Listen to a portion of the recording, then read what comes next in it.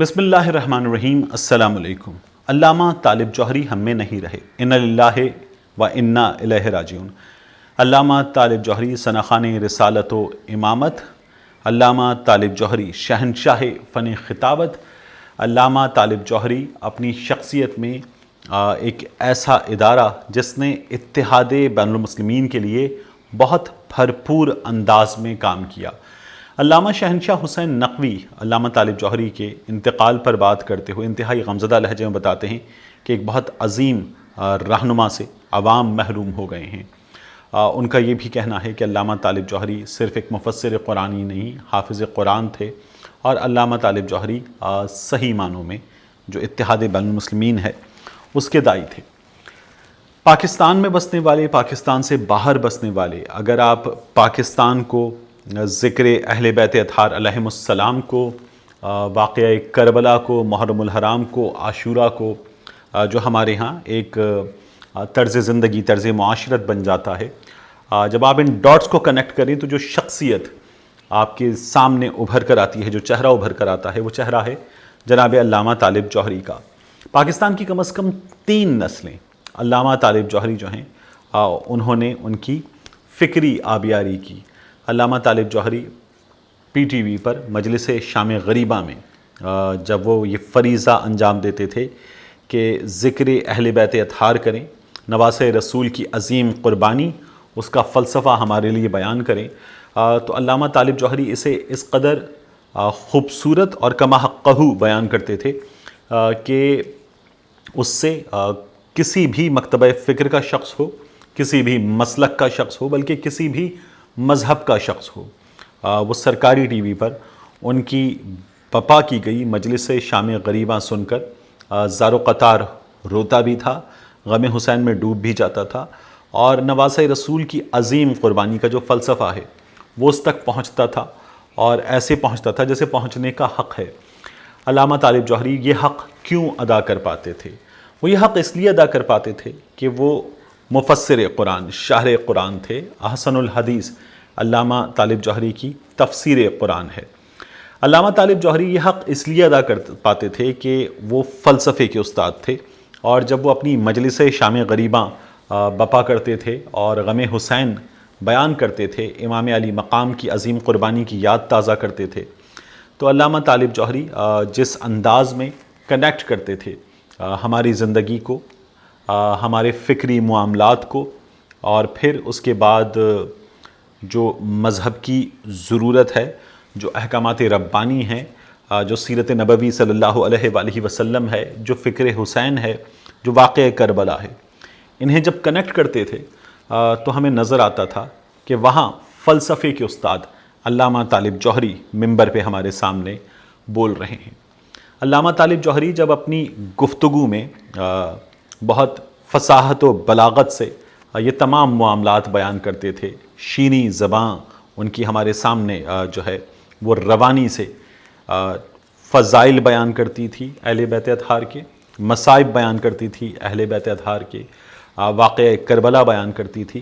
تو ہمیں پتہ چلتا تھا کہ شاعر، جناب شاعر علامہ طالب جوہری ہمارے سامنے بول رہے ہیں۔ جب علامہ طالب جوہری ان واقعات کو بیان کرتے ہوئے جو اس کا مینرزم ہے اس کے ساتھ بیان کرتے تھے،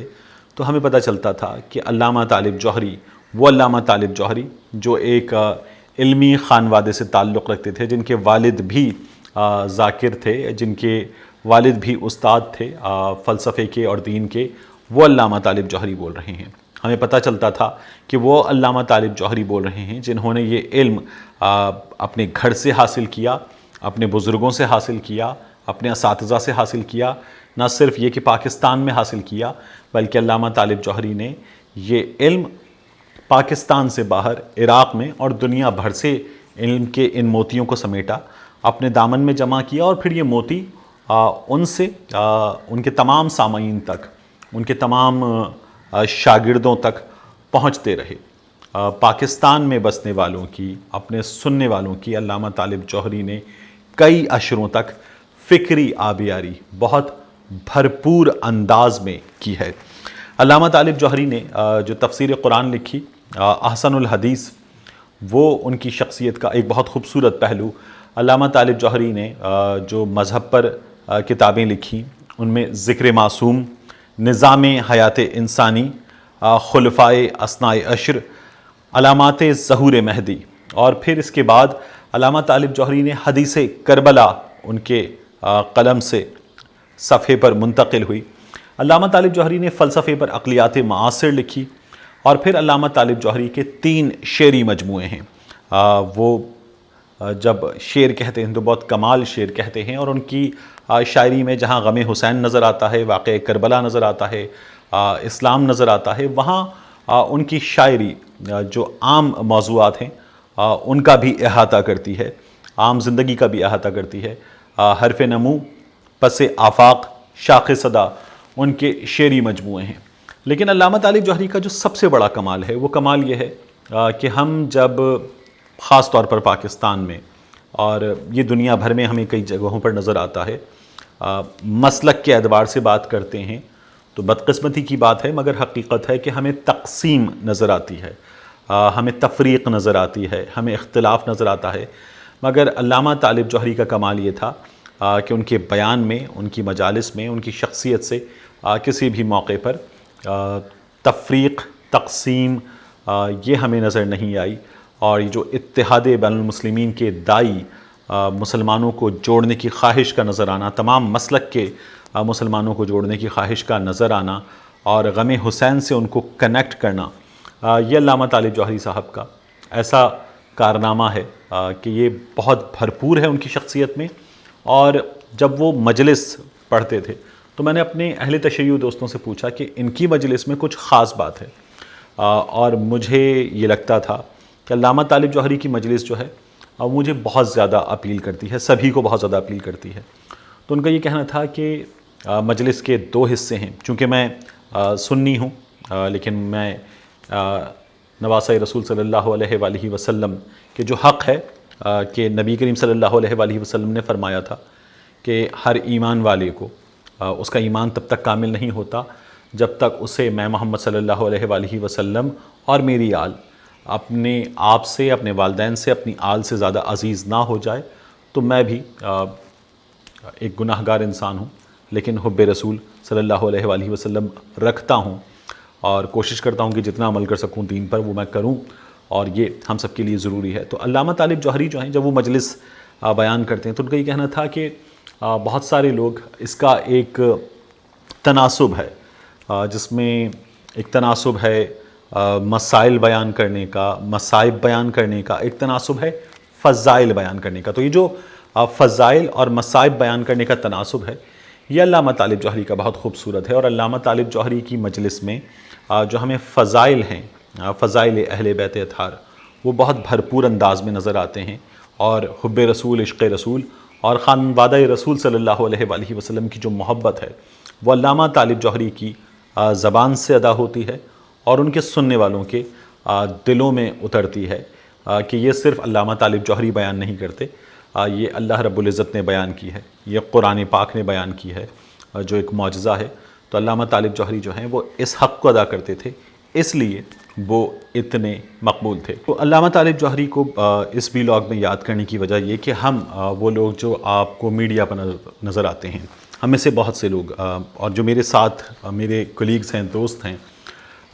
ہم یہ اگر آپ کو لگتا ہے کہ کچھ بولنا جانتے ہیں، کچھ لفظوں کی ادائیگی جانتے ہیں،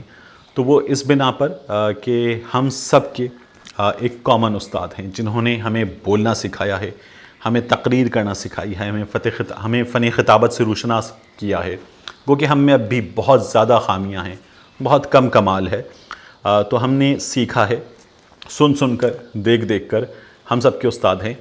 جناب علامہ طالب جوہری صاحب، اور اس ویلاگ میں کوشش یہی تھی کہ ہم اپنے استاد کو خراج عقیدت پیش کریں، انہیں یاد کریں، اور ان کی شخصیت کے کچھ پہلوؤں کو یاد کرتے ہوئے اگر آپ تک کوئی بات پہنچا سکیں تو وہ بات آپ تک پہنچانے کی کوشش کریں۔ اللہ تعالی ہمیں توفیق دے کہ یہ جو اصطلاح ہے اتحاد بین المسلمین، ہم اس اصطلاح کی تصویر بن جائیں، ہم تفریق چھوڑیں، ہم تقسیم چھوڑیں، ہم اختلاف چھوڑیں، اور ہم باہم مل جائیں کہ غم حسین جو ہے وہ بھی یہی تقاضا کرتا ہے، عشق رسول بھی یہی تقاضا کرتا ہے، اور اللہ رب العزت بھی ہمیں یہی حکم دیتا ہے کہ ہم اللہ کی رسی کو مضبوطی سے تھام لیں اور تفرقے میں نہ پڑیں۔